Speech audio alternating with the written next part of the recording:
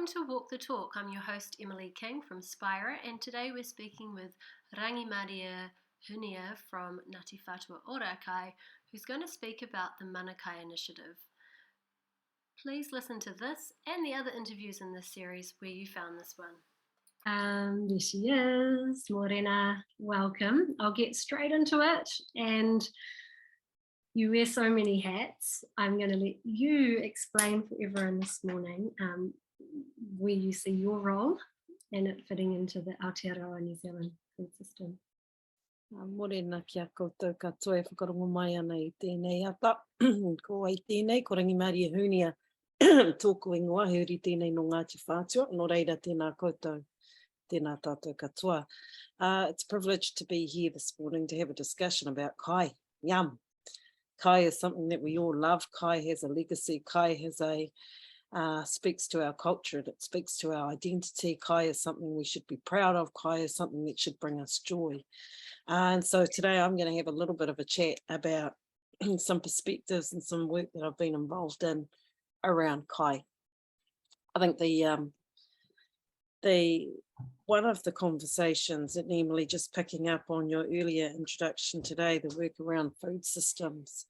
I'm not a researcher around food systems, so I won't purport to be that. But I have been a part of a discussion that's been facilitated by Aotearoa Circle, which was to figure out how we might develop a framework for a national discussion on enhancing the outcomes that are delivered by our food system. That's fair to say, and this is a view of Rangimarie more than any of the hats that I wear, the fact that we can produce enough kai for 40 million and yet we can't feed well the 5 million that are on this beautiful place of ours called Aotearoa seems to me to be an indictment. It doesn't seem right that we can produce enough beautiful kai and yet the people that need it the most on our lands are struggling to be able to access it for a whole number of reasons. And so I think the national discussion around how you might have a discussion around mana about this food system, we've tried to have a crack at it. And so I'm going to talk about some of the ways that we've gone down the road to have that discussion.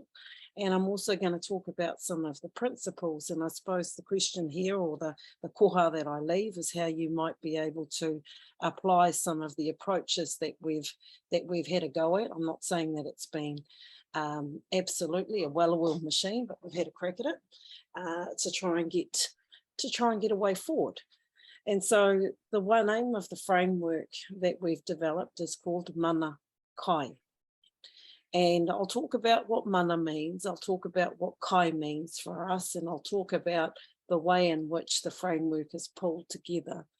And potentially, I'm sorry I can't show it on the screen because I think showing it on the screen is probably a little bit better than me trying to describe it, but hopefully you'll be able to get the gist of it. The first piece about mana kai is that we invited Te Ao Māori and Māori worldviews into that discussion around our food system. And from what I can see, it's a new idea, but it was also an idea that was welcomed with open arms by the leadership group who started these discussions. I'll just stop during a minute, Maria. Sorry, I think we can share your screen. Can? In the webinar, one panelist can share at a time. That's not a problem because there's not more than one panelist trying to share. So it should work. Shall I have a go? Shall I? It should work like a normal Zoom meeting does for that. Let's have a go. No, sorry. Oh. Host disabled participant screen sharing. Oh, did we? Okay, we'll try and work on that. Okay, so I'll just keep going and then we'll see if we have an opportunity to, Emily, that'd be fantastic because I think it'll just bring to life some of the kōrero that I'm trying to have. So the first thing about the mana kai framework is that it's been underpinned by a Māori worldview. And when I think about a Māori worldview, what it does is it includes mātauranga Māori. And mātauranga Māori speaks to a wealth of knowledge about our culture, Māori culture, about our natural, physical and social environment, as well as our traditions and knowledge to inform potential solutions. as well as once we underpin by a Māori worldview, what it also enables is active involvement in the solutions. And I think that's been important as we've looked to develop Manakai. As well, I think we've made it. Yeah, you've done it? Well again. done. Let's have a go. Let's have a go. Yes, well done. There we go. Manakai. So I'll talk about, I'm going to talk about Manakai. There's only 2 slides, team, so bear with me. I can't do much more than 2 or 3 at a time. So we're talking about Manakai. When we think about underpinning by a Māori worldview, it acknowledges mātauranga Māori, it acknowledges Māori involvement, active involvement in the solutions. It also speaks to some of our business models that we believe are naturally triple bottom line and can therefore provide invaluable insights into the way that we think about transition pathways. And it also acknowledges that Māori are key players in regional economies, especially in the agri-food sector. And so part of the role here with Manakai also acknowledges the role that I play in supporting iwi and their fishing aspirations. The other aspect about underpinning by a Māori worldview, it does invite and it does provide for what we think is a unique Aotearoa lens. And the last point that I will talk about is that it does also invite the government to come in as a partner as part of these solutions. And so it might be worth explaining that where the initiative comes from. Yeah, sure. From Aotearoa Circle. So Aotearoa Circle is a group that has been pulled together to advance public and private partnerships to advance environmental aspirations. My particular role there has really come off the back of Rob Fenwick. So Rob Fenwick was a significant rangatira for Ngāti Whātua Ōrākei. He passed. He laid at Ōrākei with our people in our marae, and we were asked to be able to participate in advancing a kaupapa, and I thought that kai made a lot of sense for that. And so we have, Aotearoa Circle has pulled together a steering group, a leadership group, and it's a combination of people across the government, across the NGO sector, across the commercial sector. It's got growers and producers and researchers predominantly in the health, diabetes and research space. So it's a collective. It's a collective of people who have been having a discussion around how we might enhance the kōrero around our food system.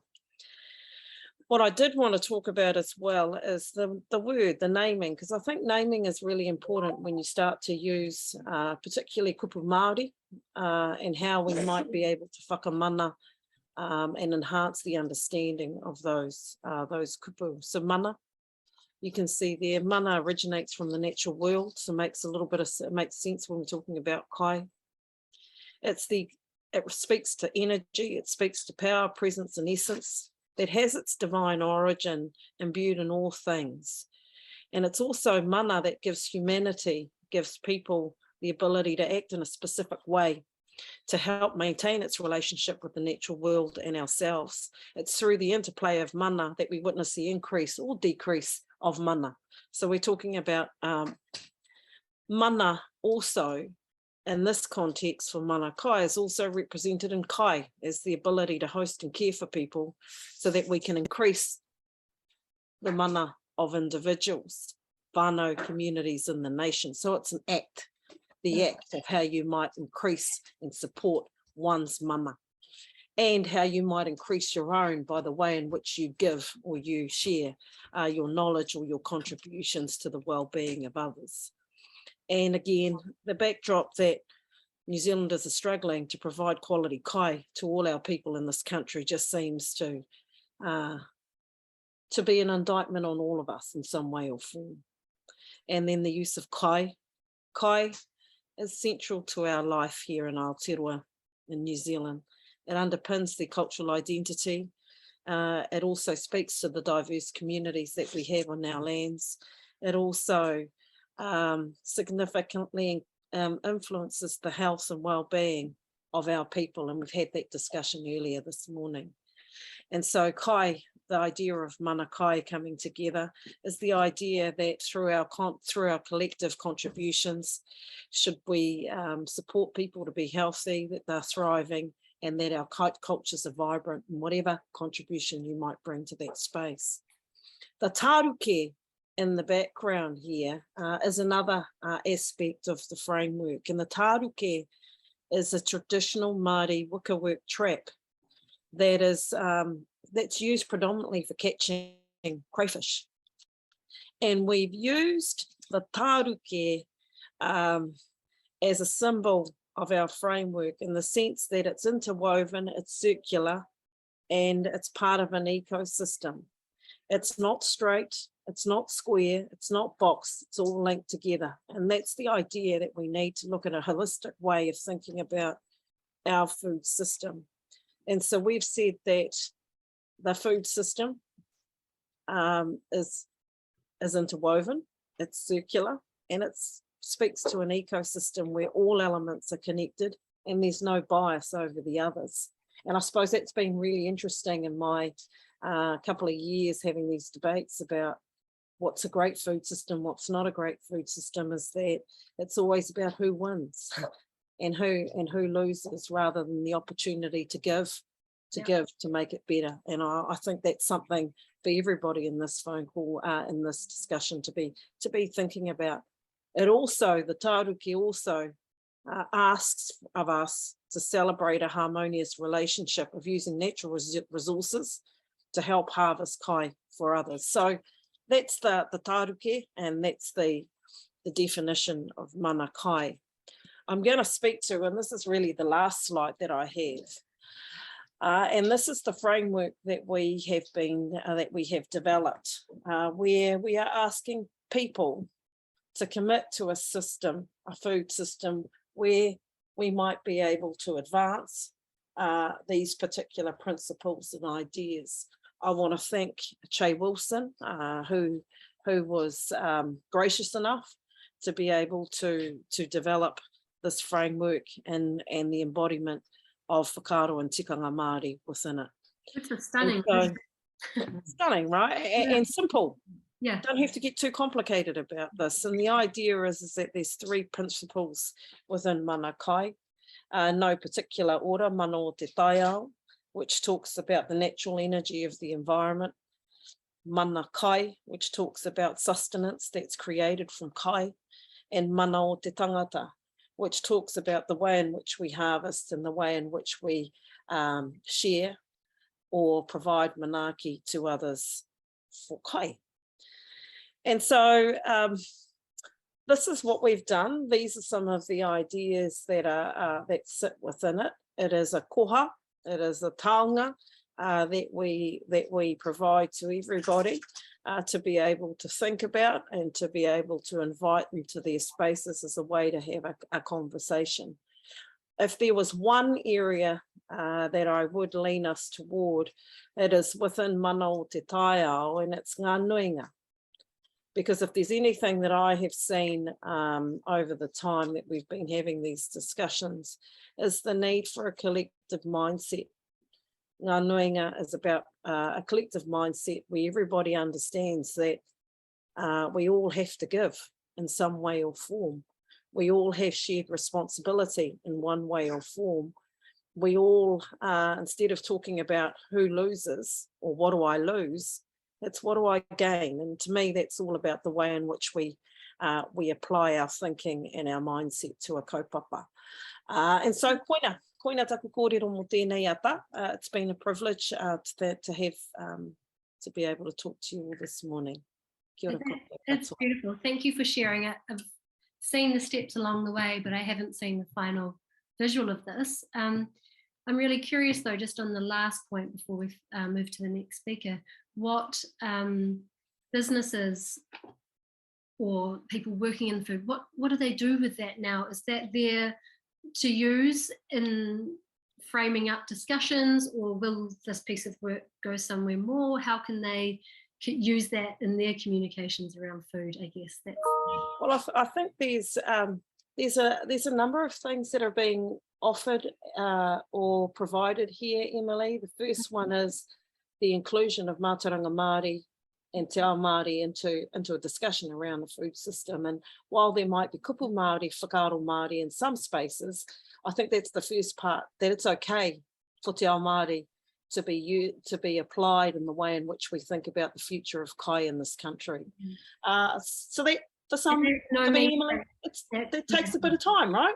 And so people got to go on a journey about that and figure out a way in which they are okay with that. And I've got to say, it wasn't an easy conversation to be had. And so we've got to go there, and we've got to do that respectfully, and we've got to do that in a way that people can ask the hard questions and or go to places and spaces where they can get some advice around what that means.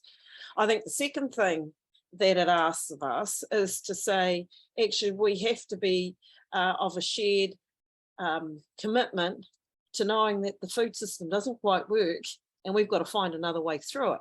And what we're asking here is to take a holistic view and to understand that one's contribution to one element can potentially support the contributions in another space. Everyone needs to give, not just one and not just some. And so it's about being very clear around what your koha, what your contribution of consequence might be to a food system and a movement. I think the other part too here is this isn't about regulation. We're not asking, this isn't about regulating mana kai. This is about providing a way in which a dialogue can occur. This is about a way of thinking that may be able to enhance the work that you do. And I think the other piece about this particular framework here is that it is asking us to think about a unique tikanga or a cultural process and ways of engaging that are distinctively ours. We're good enough now to not have to try and import international thinking and the way in which we do stuff on our own lands. And I think we actually are great enough to be able to back our own ways of doing and being. And it asks us to be courageous to be able to do that. And again, Emily, I think for some people that'll be really hard because we've got a desire, to go and look around what's over there rather than kind of saying, what have we got in our own backyard that we can continue to advance and enhance. Thank you so much. So many words of wisdom in there. That was Rangimarie Hunia from Ngāti Whātua Ōrākei, speaking with me, Emily King from Spira on Walk the Talk. Thank you very much for listening. Please make sure that you check out the other interviews in this series, which are available where you found this one.